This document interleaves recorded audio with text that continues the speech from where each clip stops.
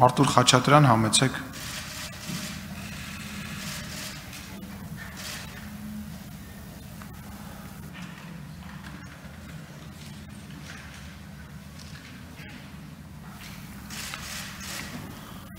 Հարգելի պատգամավորներ, խնդրում եմ ուշադիր լինել, որտեղ մեր որոշ պատգամավորներ հանել են իրենց ելույթները եւ հերթականությունը կարող է խառը լինել։ Համեցեք, պարոն Խաչատրյան։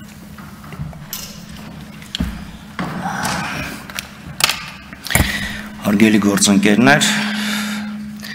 այսօր նավասարդի օրն էր, մի քանի 4500 պլյուս տարի առաջ Հայկը հաղթեց Բելին և սկիզբ առավ հաց ազգը և պետականությունը։ Այսօր մենք էլի կանգնած ենք Բելին հաղթելու մարտահրավերի առաջ և Բելին հաղթելու համար զենքից բացի անհրաժեշտ է նաև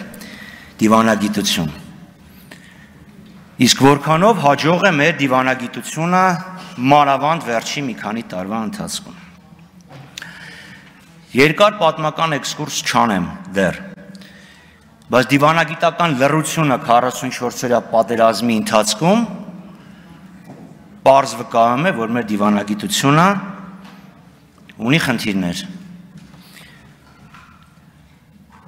Մեծամասնության պատգամավորների կողմից դա պարզ ասվեց։ Հիմա իհարկե կարող է ներկայացի, որ սխալ եք մեկնաբանվել, համատեքստից դուրս եք նա, բայց հստակ ասվեց, միջազգային իրավունքը իմ համար մեռավ։ Խրիմյան հայրիկը այդ մահվան մասին խոսել է դեռ առավել քան 50 տարի առաջ։ Դիվանագետները համարում էին Հայաստանին ագրեսոր։ Շատ հեռու չգնանք, լավ չվերադառնանք 44-օրյա պատերազմին, երևի 2 շաբաթ առաջ էր, մի ամիս չկա, որ Ադրբեջանում համատարմագրված դիվանագետները այցելեցին Շուշի, ընդ որում դրանց կազմում կային այն երկրների դիվանագետները, ում որ մենք տրադիցիոն համարում ենք մեզ բարեկամ։ Երկրների ցանկը, ասեմ թե գիտեք, այսինքն երկրներ, ովքեր մենք չգիտեմ 1000-1500 տարի համարում ենք մեր բարեկամ։ Ուրեմն ինչ-որ մի բան փոխվեց, չէ՞։ Միգուցե մենք էլ դրանում ինչ-որ պատասխանատվություն ունենք։ Ոչ թե մենակ Ադրբեջանն է մեղավոր։ Չինաստանը, որ համարում ենք մեզ տրադիցիոն բարեկամ, իր դեսպանը գնաց Շուշի։ Ինչու՞։ Մի հատ վերադառնանք օրինակ 2019 թիվ, երբ Պեկինում մեկ գոտի մեկ ճանապարհ միջազգային այդ հսկայական միջոցառումներ, որտեղ բազմա միլիարդանոց ծրագրեր էին քննարկվում։ Չինացիք թարսի նման այդ օրը, այսինքն այդ միջոցառումը նշանակեցին այն օրը, երբ Երևանում նշվում էր քաղաքացու տոնը։ Եվ հայաստանյան որևէ բարձրաստիճան պաշտոնյա չգնաց Պեկին։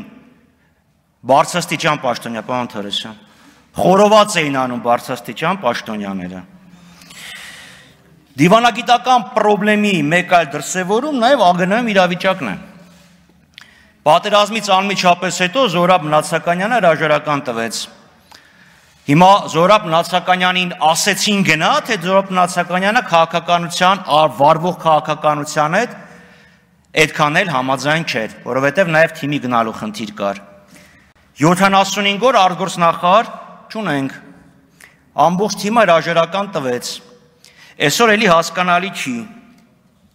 Արդյոք դա ցույց չի տալիս, որ մենք ունենք որոշակի խնդիրներ։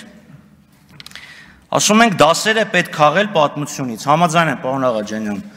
իրոք դասերը պետք քաղել պատմությունից։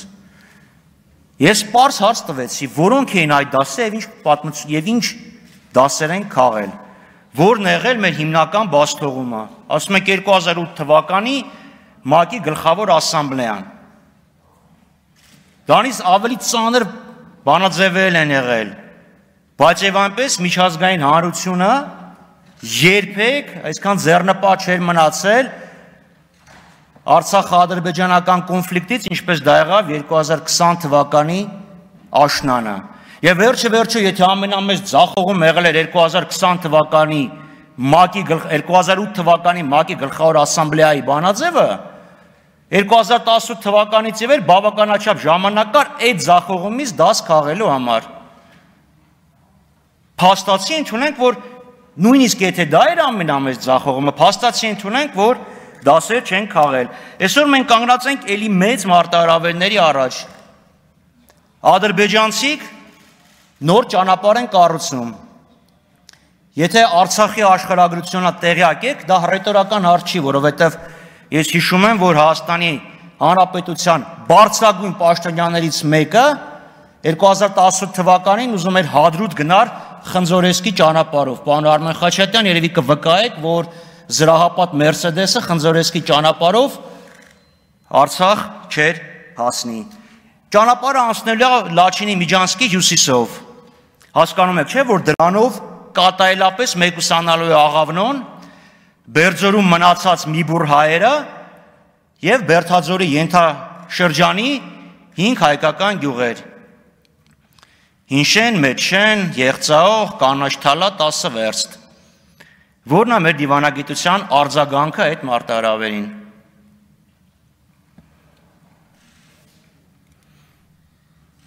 Մյուս Միջանցքի մասին չեմ խոսում։ Եվ եթե նայենք ադրբեջանական ներխուժման աշխարհագրությունը, շատ հավանական է, որ իրանք Միջանցք ասելով հենց դա էլ հասկանում են եւ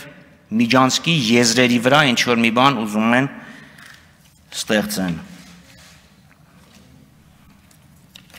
Եվ եւս մի պատասխան, որը ինձ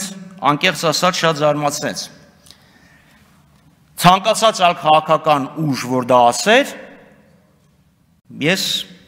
կասեի դե վարկած է գոյության իրավունք ունի։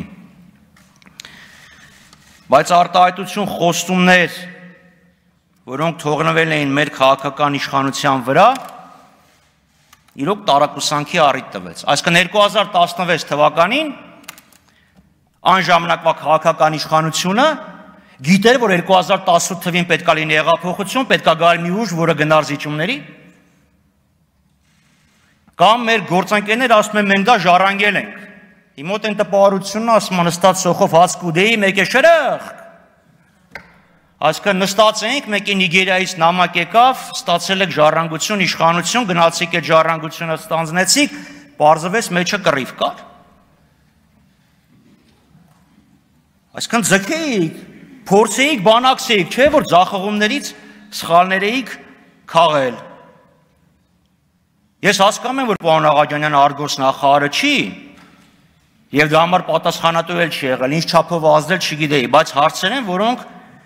ապագայում հանձնաժողովը պետքա պատասխանի։ Եվ եթե պատմության մասին ենք խոսում, որի մասին հղումներ են կատարվում, 2018 թվականի Բաթումի պայմանագրով հունիսին, այո, Հայաստանը 12000 քառակուսի կիլոմետր էր։ Լեոն դա կոչեց հայրենիք չէ, այլ գերեզման։ 12000 քառակուսի կիլոմետրի վրա հռչակվել է անկախություն։ Դեկտեմբերի 2-ին բոլշևիկներին հանձնվել ավելի քան 40000 քառակուսի կիլոմետր։ Սևրի պայմանագիրը չհաշված։ Փաստացի քանի հազար քառակուսի կիլոմետրի վրա էր հայկական ինքնիշխանությունը 2018 թվականի մայիսին։ Եվ էլի պատմության մասին, լավ, բանակցում էին Մեղրու Միջանցք, հանձնել այն ժամանակ Քոչարյան, այդ Միջանցքի այդ տարածքային փոխանակման խնդիրը դեռ 88-89 թվից կար։ Սախարովն ու Ստարավոյտովան էին առաջարկել Հնդկաստան-Պակիստանի տարբերակով։ Հանրաքվեներ, խառը բնակչություն ունեցող տարածքներում, որը որ ուզենա գա Ադրբեջան կգնա Ադրբեջան, ով ուզում է գա որ համայնքը ուզում է գա Հայաստան կմնա Հայաստանում, որ ուզում է Ադրբեջանում կմնա Ադրբեջանի կազմ, Հայաստանը մերժեց, հետո եղավ Գոբլի ծրագիր, հետո Մեղրու Միջանցքի հարցը դրվեց քննարկման ՀԱԿ Մինսկի խմբի շրջանակներում։ Թեպետ որ երկու կողմ բանակցում են միջնորդների միջնորդությամբ, ցանկացած կողմ կարող է դնի որևէ հարց։ Հա ադրբեջանցիք դրել են, կամ միջնորդներն են դրել, բայց փաստա որ դուրս մղվեց այդ հարցը։ Եվ 99 թվից հետո կամ 2000 թվից հետո այդ հարցը այլևս չի շոշափվել։ Այսինքն եթե Հայաստանը համաձայնվել էր, Ադրբեջանը համաձայնվել էր, ասում է զաձերշկան ինչումն էր։ Սպասում են, որ 18 թվականին կլինի հեղափոխություն, այդ պատասխանատվություններն էլ ձեզ վրա բարթեցին։ Հա, բայց Վազգենի զաձերշկայից հետո երևի զաձերշկան արդեն վերացավ, եթե ուզում եք դա կապեք հոկտեմբերի 28-ի հետ։ Պարոն Սիմոնյան, մի բաներ ես խնդրեմ ձեզ էլի անձամբ։ Եթե կարելի է ստե մի հատ փոքր ժամացույց դեք, որտեվ սենց վերև ժամացույցին ենք նայում, հեռուստացույցից թվում է թե Աստծան ենք նայում, որ Աստծոց ինչ որ բան ստանանք, ազդակ ստանանք, թե ինչի մասին Այնտեղ նաև տեսախցիկն է, որտեղից ժողովուրդն է նայում, համարյա նույն բանն է, հենց որ նայել է այնտեղ ճիշտ է։ Շնորհակալություն ելույթի համար, հա, կմտածենք այդ ուղղությամբ, ինչ որ բան կազմակերպենք, նաև կարծում եմ, որ րոպեները ավարտելուց առաջ ինչ որ մի հատ ձայն է պետք երևի դնել, որ ելույթ ունեցողը 30 վայրկյան առաջ իմանա, որ ժամանակը արդեն սպառվում է։